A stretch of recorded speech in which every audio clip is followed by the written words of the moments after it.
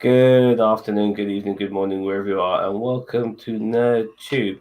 We are doing a mass debate on What If Episode 4. What if Dr. Stephen Strange lost his heart instead of his hands? This, and we got a late arrival here in Slaphead Supreme. Wonderful. Yeah, Sounds like this is my favorite pizza, by the way. And Slaphead anyways, Supreme, lovely. we, yes, no, we just started, and so just basically saying that this is our mass debate on what if episode 4, what if Doctor Stephen Strange lost his heart instead of his hands. Now, Yeah, I just thought this was an interesting episode, like all the previous ones. Just seeing where the universe goes when we have an alternative take to what these guys would have done in the MCU, going a different path, making a different decision, yada yada. In this case, Christine Palmer decided to be in the car with Stephen Strange, and she ended up basically being part of this absolute in time where she was always dying. And it's only in this particular universe, by the way, because Christine Palmer is not part of this absolute in time in our universe, well, the universe we were familiar seeing her in the Doctor Strange movie. So I found that a bit unusual. But nevertheless, we'll get into that a little bit more. I'll start with you individually about what you thought of the episode before we start delving into things. Wang, what did you think of episode 4? I thought it was one of the best episodes yet. I'd also explain why in a bit. Because it was very Shakespearean in a way. Like, it's almost like, I'm going to compare it to a Shakespearean text, which is The Tempest, where a guy gets a lot of power, but he realizes the power comes at a cost, comes at a too high a cost. What he ultimately wants comes at a too high a cost. With Tempest, it's revenge. With this, he wants the love of his wife back. And, it's good to see that, a hero can become a villain with just a simple twisting of one event in their life. And I thought it was good to see that particular part of the character. I think the bad part was it kind of drug a little bit when he was doing the constant fighting of the, of the monsters and stuff like that, and he was absorbing their power and stuff like that. But apart from that, it was a really good story. Like when she kept on dying over and over again, he had to get some watching that. It's like, God, that's got to twist somebody, and it did twist him into wanting her not to die, and I kind of liked that. And then the bit at the end where you saw the Watcher, looking over, he says, you're a god, you can stop this. He's like, I'm not a god, and neither are you, and stuff like that. And then I like the fact that at the end, like he looked like Count Dracula with the neck collar, with the gaunt face, with the sunken eyes and stuff like that. It's like, what has he become in order to do everything, and it's what cost has it cost him? And again, this was very Shakespearean to me. But the thing is, there were flaws. The flaws were it drug too much, and I think that they could have trimmed down a lot of those two sequences and still have told a compelling story about the fact we could have seen more character development from Doctor Strange. But that's my opinion. All right, well, we have our special guest here, Mr. Slapper Supreme. What did you think of the episode, mate? Boring. Just boring. It was a slog to get through. It was like, okay, this concept has been done before.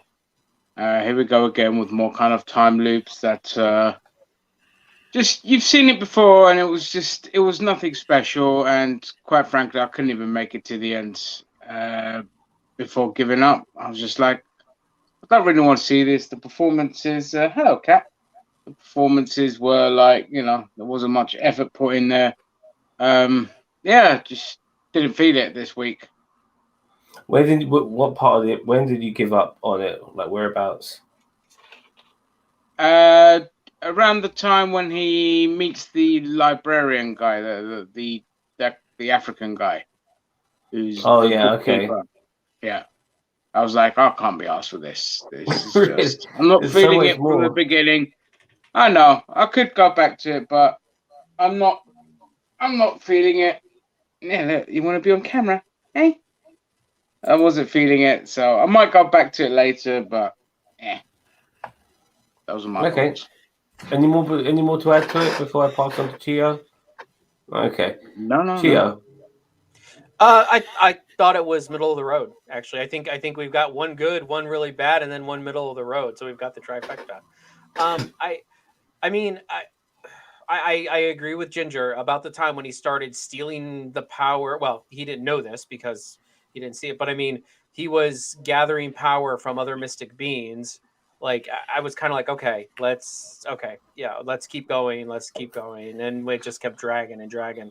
It was kind of heartbreaking to watch him like still, trying to go like going through all those scenarios where he tried to save her, but there is no way Cheeto ain't American. What? Good eye, mate. What you doing? I'm an Aussie. So anyway, of course I'm American. Not bad at all. Not bad at all, mate. So I'm really torn on this one because and at the end I don't want to plug your ears, Ginger, unless you don't care. But I don't care. Okay, like at the end, I mean, he creates the mirror universe around him when the whole universe is destroyed. That whole universe is destroyed, and it's just him. And he's coming back. The Watcher's going to come get him because they have some collaborative thing going to happen, probably. The multiversal Avengers assemble or something, But he's still got all this dark energy. It's just like it was all kind of beat for beat, and I agree. I also, however, do agree with Gary in the fact that it was done better than most. Benedict Cumberbatch, that was him, right? I'm 99%. Yeah, it was him. Yeah. It was the entire Doctor Strange cast. That's what I thought. Benedict Wong, Tilda Swinton, Rachel McAdams. Yeah. That's what I thought. It sounded like all of them. I just didn't check the credits, but I felt like the voice acting for me was very good. And I mean, that's just. I mean, it's because we have our favorite voices with our favorite faces, so I did also think it was very interesting, Zam, when, as you mentioned earlier, because I thought about that. I'm like, how do you have like these singular moments in time or not? What are they called again, Zam? I forget. An absolute moment. Like the absolute moment, but then it's not like absolute for the entire multiverse. It's an absolute for that timeline. So what? For that what? For that universe. Yeah, that universe, whatever. So it was a little bit weird where I'm like, wait a minute. Okay, so this is definitely not the Prime universe, obviously. I kind of missed because in episode 1 they gave us a little bit like when the Watcher actually said that's the moment that changed into a different universe, and I kind of like that in that first episode, because it kind of tells us where we're splitting off from the main MCU timeline, and I kind of like that. But yeah, I was middle of the road with this. As I said, I actually agree with both Gary and Wang and Slaphead Supreme. So. I don't know. I mean, this is gonna be a triple threat brawl for the ages, brother. I'm pretty much with you on this, Cheeto. Like, I like this episode. I didn't love it.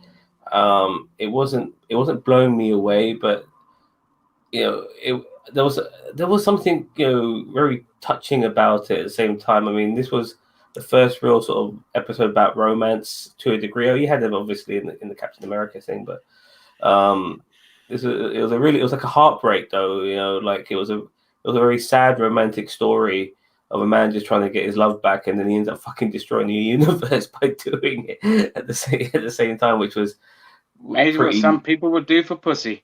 Yeah, it was pretty neat in that particular sense. You destroyed the universe for Richard McAdams. I think most guys would.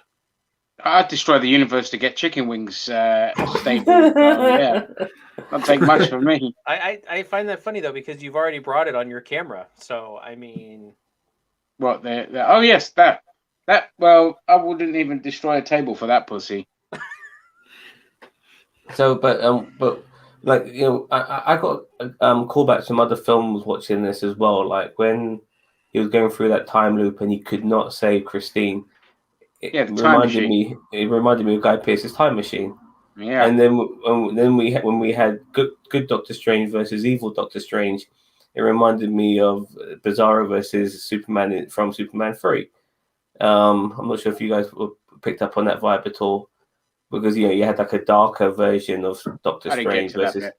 yeah, because eventually the ancient one she comes back, Ginger, and she comes to like she splits Doctor Strange into two personalities, and she makes the Doctor Strange who goes on a slightly different path to fight his evil version to stop himself, because the good Doctor Strange realizes that even though he wants Christine back, it's to the detriment of the universe, and so he sees the bigger picture and tries to stop the evil Doctor Strange from bringing Christine back, which ends up destroying the fucking universe.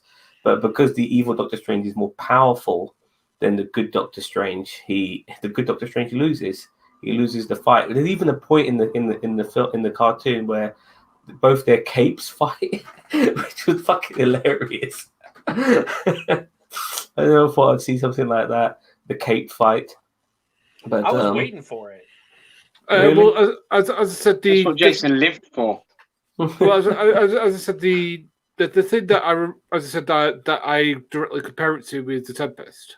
And I know that people go to who what, but again, it is very Shakespearean. Of you get what you want, but it comes at a cost. Comes at a price. Yeah. Yeah. Tempest. I that's what I was thinking of this as. Again, but I do agree with what some things that you said, that it was a little bit of a slog. Though the time loop stuff was done. They could have sped that up a little bit and give us a bit more character development. I need to get to this before I forget this, because it's been pondering on my mind. Now, the Ancient One narrates to us, the audience. He's fourth wall breaking. He's talking to us. At the same time, No, that's Strange... Uatu the Watcher that narrates. The Ancient One is Doctor Strange. No, sorry. That's sorry. I apologize. That's what I meant. The Watcher.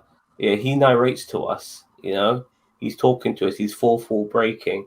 At the same time, we got during this episode Stephen Strange being aware of the Watcher and wondering if there's somebody, but he was getting more powerful, so he was able to feel his presence. And then at the end of the episode, when he's destroying the whole fucking universe and he can't stop it, and he realizes he's made a mistake, he sees the Watcher. The Watcher and Stephen Strange are communicating with each other, and he's begging the Watcher to help him, but the Watcher goes, "I can't interfere, mate. You know what I mean? I'm just watching. That's all. I'm a voyeur."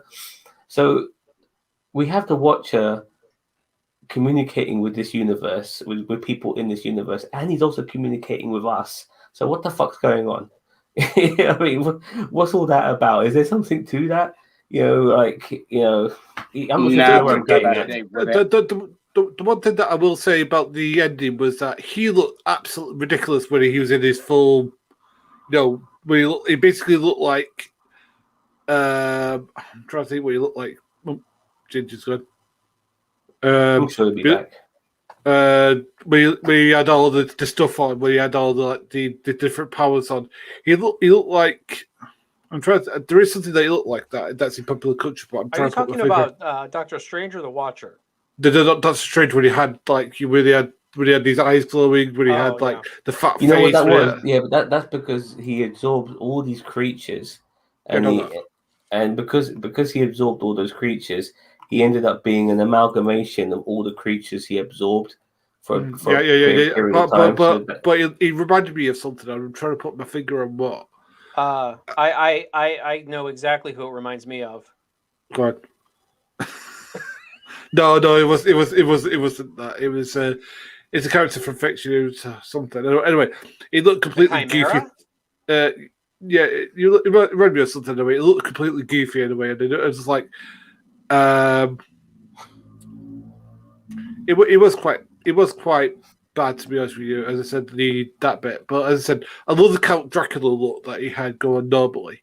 With the sunken face, the weird like back cape that he had on, and I like the fact that he looked like that. That was a good character design, in my personal opinion. Now, a lot of people were mentioning, love it. It's your cat, man. She just never stops. Always looking at how funny she is. Now, people were talking about how Doctor Strange in the Spider-Man No Way Home trailer was a little bit, different to how we've been portrayed, especially in the two. No speculations. No, so All I'm I've heard that speculation. That's a dumb speculation. look, because I've already mentioned to you the spoiler in this, yeah, regarding the two evil Doctor, an evil Doctor Strange versus a good one. So I Bizarro got to bring. Strange. So is the Doctor Strange from the No Way Home trailer the same Doctor Strange from this? No. No. Stop with those stupid sites you go on, mate. You're reading way too much into it. Oh no, I did no. For a start, I never thought of that until I watched this episode. You know what I mean? Then I So thought to you myself, read an article on We Got This Pierce, Covered. you read an article. I don't read. Oh, We no, Got This I've Covered. seen that article pop up. I watch a handful of YouTubers, who are quite renowned, like heavy spoilers and stuff like that, and they come up with some stupid ideas. Like everyone thought Mephisto was going to be in WandaVision. That never fucking materialized. At the same time, people were kind of semi thinking that Kang was going to show up in Loki, but they were hedging their bets a little bit after betting on Mephisto in WandaVision. But Kang did end up showing up in Loki. Maybe not the Kang, but the actor who's going to play him. So a variant of Kang. So so anything's possible, as far as I'm concerned. And I don't know. It's just no. I mean, the trailer clearly shows Peter Parker fucking everything up for Stephen Strange because he was talking and he throws him off the spell. So it's not like a deliberate thing by Strange. I guess so. I'm sure we'll find out more. It's but just going on that, I feel like there's a whole bunch of stuff they have to put into a 2-hour movie. I really hope they can pull it off. Let's put it this way: a lot of stuff people have speculated has never really come to fruition. Here we know exactly what's happening. Yeah, well, they normally that's wrong more than right. Like they were talking about Reed Richards in WandaVision, and so they got Kang right. So now we're thinking that they're right half the time. No, they're right. They're wrong like 90% of the time. Yeah, which is what makes Disney the one positive about the MCU is that they know how to throw you off. They know how to throw you off, and you can speculate. That's why I don't bother with all these things, because it's like I don't want to sit here watching a film, start thinking about, is it going to be this? Is it going to be that? And it's just like, it's so stupid. It's like you're hardly ever right. We got Kang right because Kang was literally cast as in the Loki series, and so it wasn't even a guess. Yeah, everyone knew Kang was going to be in that show. Yeah, it was a pretty. So the one thing they say they got right, they didn't actually get right because they were told off the bat, and we know that he's going to be in I had no Ant-Man. idea. I had no idea he was going to be in the show. But okay. Yeah, by the time we got to the finale of Loki, it was a pretty safe bet that it was going to. I wouldn't have been surprised if they threw a curveball in there for us, but I mean, I wasn't surprised it came. Anyway, just on this episode, Gary keeping us on task. Yeah, I try because I try to do what Zam does. But yeah, I don't know. I mean, like the thing is that it was, as I said, this is what the rest of What If should be. Like one decision takes you in a totally different atmosphere and totally different character developments, even if this wasn't a particular good. And it's better than last week in the first one where it was just, the slight bits of difference. It's just like, well, I don't want to see that. I want to see this, which is a totally different story. Go ahead. Actually, they even said in the beginning of the episode that everything played out from the movie the same. He went to he just didn't mess up his hands. This all happened after the Doctor Strange movie, probably before Infinity War.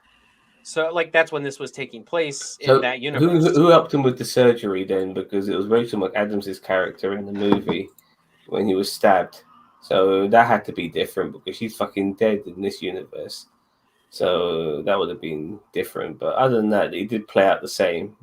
And then, I mean, all this is like post Doctor Strange movie. Because honestly, we know it doesn't happen this way because we've seen Infinity War and Endgame and he was in Thor Ragnarok. But at the same time, it's like, honestly, everything played out the exact, according to what the Watcher said, everything pretty much played out the exact same way it did in the movie. So this isn't even really that much of a tweak. It's not like it. I mean, everything played out just about the same. And hey, look, here's some post-movie story now that you got from another universe. What I mean is that we get a totally different Doctor Strange. You know, we get a guy who isn't necessarily a good guy anymore. He's a like he turns into a total power hungry, you know, wants what he wants and nobody's going to stop. I mean, because everybody comes to him saying, you make a mistake. You know, Wang comes to himself and he makes a mistake. The H1 basically comes back to him and tells him he's making a mistake. You know, everyone's like saying, you are making a mistake and he won't listen. And the thing is that that's very arrogant Steve Strange, you know, even though he is doing the stuff that, you know, we're still saying that, you know, he's still the same guy beneath it, but those different changes have led up to this. And I think that's what sort of thing I want to see is, you know, if something changes, what would that person become? No, in this show, like Ancient One mentioned that Christine had to die or he would never become the Sorcerer Supreme, but that wasn't the case in our universe because she didn't fucking die and he still became Sorcerer Supreme. It was the damage of his hands that kind of led him to that path. It's all very bizarre, you know what I mean? It's just... But that's the beauty of What If. If you ever read the What If comics, they're so batshit crazy that you literally just don't know what you're going to get. I'm going to do something that I know that Cheeto gets on me gets on me on, so I'm going to do it. Okay, when DC does this, right, it's a totally different story, right? It's like when Batman with see, I know what's going on already, right? Go for it, Gary. No, I'm just watching Jason laughing. Sorry, but like the. But like when they have like Batman be Superman, or when they have Batman be Green Lantern, or when they have Batman be like, you know, I'm trying to think who else, you know, like the Blue Beetle, something like that. You know, they're totally different stories where they tell totally different stories with that. And this, you're talking about Batman fighting a hero, that is. No, like there's some of those, or there's some where it's a Green Lantern, and he you know, he goes against Parallax, and sometimes, you know, he loses. And that's fine. Again, that's what I'm saying. There's totally different outcomes to the story. Whereas this, I said the first and the third had the exact same outcomes, just had a little bit of tweaks there and there. And again, I'm not like that. Whereas this, but that's what If is. It's not. It's taking a well-known situation and giving you a different tweak on it. So it's not like because it's not like a completely separate story on its own. So you're not going to get What If with basically, let's just say, a whole episode of Black Panther doing Black Panther stuff. It's literally saying what happened in this scenario when Nick Fury was recruiting the Avengers, but they were getting killed off, you know, and it shows you what the outcome of that is. So that's why it plays out the same way, but with obviously the tweaks. That's What If. It's not like a separate entity on its own. And that's what I've been trying to explain to Gary for the past 3 weeks. He shit reason all why over Captain Carter. The reason why episode 2 was so different is because they got T'Challa when he was young, so it was going to be a totally different landscape to what Guardians of the Galaxy was going to be, because they had T'Challa for a start, and he's a way more competent person than Peter Quill would ever be. So the whole landscape changed in that episode. By the way, my problem with Captain Carter wasn't that Peggy Cat was Captain America. My problem is that she faced the most generic boss monster enemy of all time, you know, with tentacles. Which we saw again, by the way. We saw that same monster in this episode. Stephen Strange absorbed him. But here's the thing, that's not what you said. You said it's like all they did was took the Captain America, the first Avenger, and tweaked a little bit, and I'm like, that's what If is, and then you're like, that's what If is. Yeah, exactly. I'm like, if you read the comics, that's what it is. That's exactly it. Just What If it's a slight tweak. It's not a completely different thing. Steve Rogers or Captain America. Yeah. Okay. Yeah, we've had What If the Punisher was Captain America. You know, we've had things like that. So Yeah. it's just little And it all tweaks. depends where you take it from the timeline as well when these changes happen. But like I said, if it happens early in someone's life, like T'Challa, where he's a kid, then it's going to go so different that you won't recognize it. Whilst if it's just something like it's happening in First Avenger with them taking the serum, or in this case, in like with episode 3 with Jim just about to recruit the Avengers and stuff like that, you're going to see some familiar patterns, and then other things will be different. So it's all. It all depends on the timeline. So, anyone know what's going to be happening next week? Rumors are it's going to be the Tony Stark and Killmonger episode, allegedly. See if it's. Let me have a look. What if episode was it 5? Yeah. Yes, sir. How many more episodes are there left of this? Is it 3 more? It was or- 9 in No, total. there's 10. Oh, Jesus. 10? I thought there was 9. Hold on, let me look. I'll check it. It's all right, Zam. You got your bot crew working on it right now. We got to give Ginger something to do. Ginger, stroke it. I'm stroking my cat. Well, what I've read here is going to be apparently what if Thor was Party Thor. What? Really? You see, they can't fucking help themselves but destroy Thor and turn him into a retarded dude, bro. Seriously. They just continue. They even in What If, they're going to shit on this guy even more. This is why I hate this fucking show so much. It's crap. In my opinion, All right, put it in private chat for you. Look, Thanks, Ray. this is I haven't got this from any other sources. This has just been my opinion on that. When I heard about Party 4, I think to myself, they probably not. Odin probably doesn't put the worthy enchantment on Mjolnir, so he ends up still being a sport git and throws that hammer around. That's just my opinion, by the way. I didn't get that from anybody else, which is why he's Party 4. So there's no worthy enchantment. Yeah, I read it from this website. They've got the 5th episode was saying the God of Thunder himself, with Chris Hemsworth revised his role as the MCU's hammer-wielding hero. They've looked at that more overvowed Party Thor. We know Thor was a good party in Asgard, so no one can imagine what waits him in the upcoming episode of What If. As long as it takes place on Asgard and he kicks ass, it might be even something. when he's worthy, he likes to party, dude. We saw him in Age of Ultron. He'd like to have a good time in that too. So I'm kind of surprised, regarding Party 4, but fair enough. Well, I mean, if it's the Thor from Endgame where it's like the dude, then I'm kind of down with it. See, here's the thing. I didn't like the Big Lebowski Thor in Endgame because it was funny. I liked it not because it was funny. I liked it because it was seriously like a good look at even like the most I don't want to say popular, but the biggest people we know can also be depressed. Most powerful, yeah. Yeah, it was a very Thor's story is one of the most, in my opinion, Thor's story is one of the most powerful in the MCU. I know that it's gone through its kind of like, ricochets because of creators, but I think in that vein, it has also created like he's lost so much, and then he's he then went into depression and he had all this, but then in the end, in Endgame, he comes back and but he doesn't get like a quick fix from that depression because he's just like, oh, I'm worthy again, and then he gets skinny and everything. No, he accepts what he is, where he's at, and what he's doing, and he moves on. And that's what I like about Lebowski Thor. What I liked is that when he met his mum and then he called for Mjolnir, that he was still in bad shape, but Mjolnir came to his hand and he was still worthy. So it goes to show that you can still be worthy even if you're depressed, and that was what was so cool about that scene and stuff like that. So, but yeah. All right then, boys. Any more to add on to this episode before we wrap things up? No. That's it. No problem. Well, tomorrow we're going to be talking Lower Decks, episode 4, I believe. You're not into that, Ginger? Yeah. Star Trek Lower Decks? Nah. It's definitely your cup of tea, considering some of the animation you like to watch. I'm kind of surprised. Yeah, I tried it.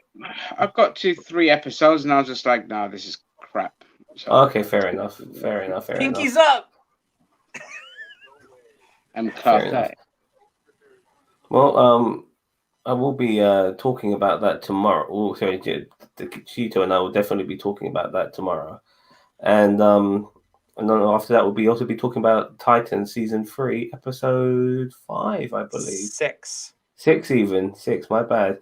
You been catching up on Titans at all? With us three have, Ginger? Nah. No? Not at all. No. Fair enough. Okay, so we'll be talking about that. So that is to come, as well as whatever fucking shit we do over the weekend. So don't forget to not only subscribe. Sorry, what were you saying? I was going to say, plus all out review on Monday for you. Oh yeah, and by the way, Bossman he's got his Stargirl review. Keep an eye out on that on the YouTube channel because it's excellent. It's the greatest Stargirl reviews you'll ever find on YouTube. So he gets his tits out and everything. Everything, man. I'll do more for $5. So only nerds. It's and this weekend as well, Ginger will be doing a stream on we'll be doing a wrestling roundtable with Bossman, I believe, as well as a few other members of NerdTube who are more part of the wrestling contingent.